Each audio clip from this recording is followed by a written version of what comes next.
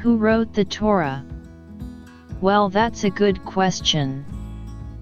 Let's look at Alexander the Great, for he had something to do with our question. Alexander the Great came and conquered Egypt, built a city called Alexandria. In that city, there was later built a very large library, and writings was collected from all over and then translated into Greek and put in the Great Library of Alexandria of Egypt. Alexander died at 32 and his general became pharaoh. His name was Ptolemy I, and took off from where Alexander left off from building his city. When Ptolemy I died, Ptolemy II became involved, and the librarian that was running the Alexandrian library told him that the Hebrew creation story wasn't in the library, so he told him to get Jewish scribes from Israel and get them to write the story. Jerusalem had been conquered by Alexander, so they could well ask for their help. So now this account is about King Ptolemy II, when once he gathered 70 elders from Jerusalem.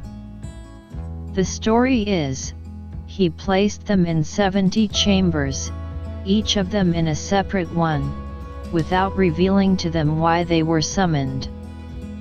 He entered each one's room and said, "Write for me the Torah of Moshe, your teacher.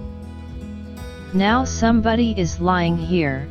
They are trying to make us believe that their God put it in the hearts of each one of those translators, to translate identically as all the others did.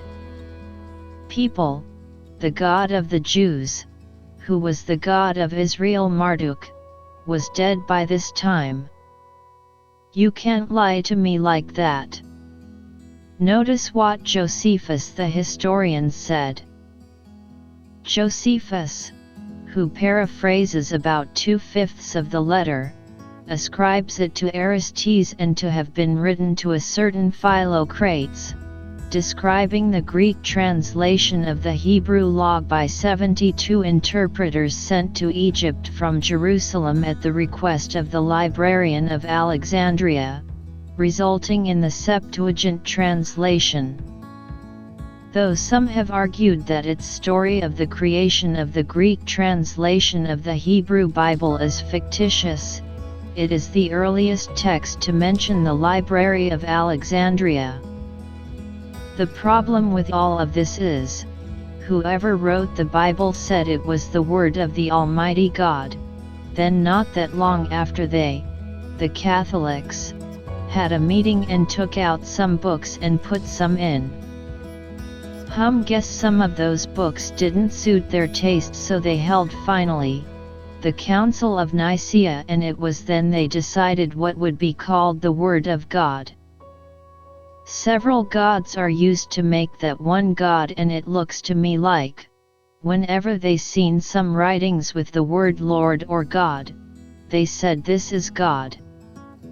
I count at least 5 gods in the Bible. The first God is in Genesis 1, it says this, "In the beginning God created the heavens and the earth." That God is the image of our Creator, and it's our Son. Now the earth was formless and empty, darkness was over the surface of the deep, and the Spirit of God was hovering over the waters. What God is this? I call what the translators did here, was used the shotgun effect. It's always the word God, never a name to identify that said God. An example of this is Genesis 6th chapter. It tells us the story that the sons of God came down and took women as wives from earth people.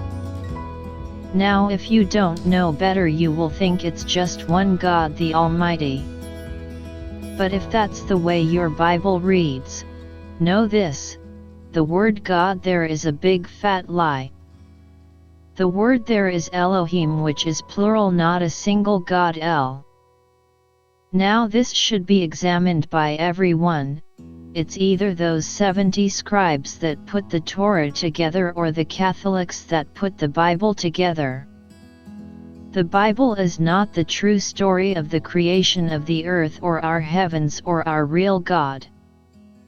In many of the writings that cover our earth history, several different gods are used. Take for example the one God, our real Creator, is shown. The Hermetic writings show that our real Creator created a second God that He uses to pass life to everything in the Milky Way where our solar system is located. However, some texts call stars gods. Some texts use planets as gods. Compare this to the Babylonian Enuma Elish, The Babylonian Legends of Creation, by E. A. Wallace Budge, 1921, at sacred-texts.com. The Seven Tablets of Creation. Translation.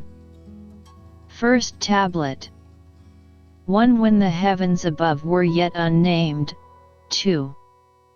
And the name of the earth beneath had not been recorded. 3.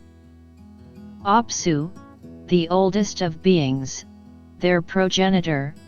4. Mummu, Tiamat, who bear each and all of the. 5. Their waters were merged into a single mass.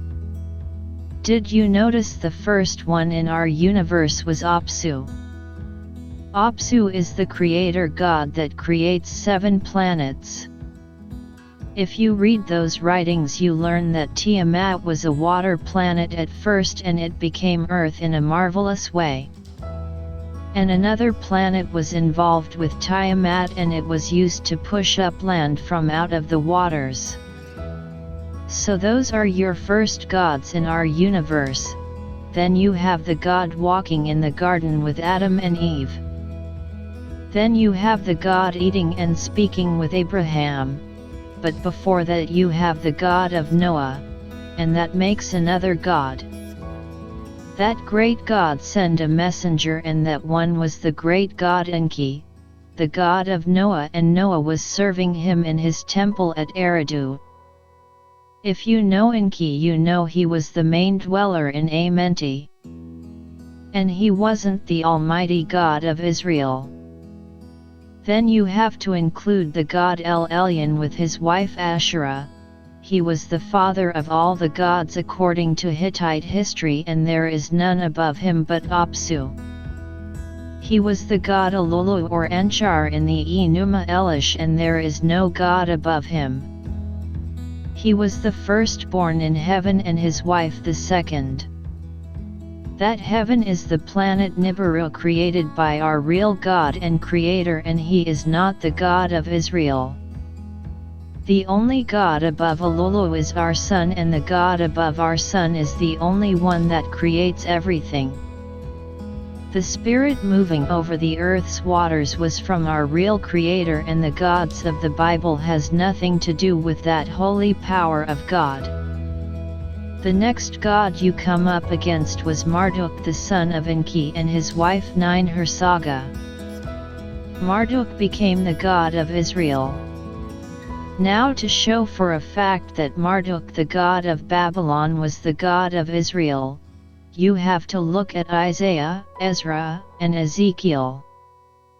All 3 of those prophets speak of the one that would deliver the Jews that had been captured by Nebuchadnezzar and was slaves in Babylon under the god Marduk, who was Ahura Mazda. Now read this carefully. It was the god Marduk that sent Nebuchadnezzar to destroy his temple in Jerusalem. It was his. That's what the Nebuchadnezzar cylinder says.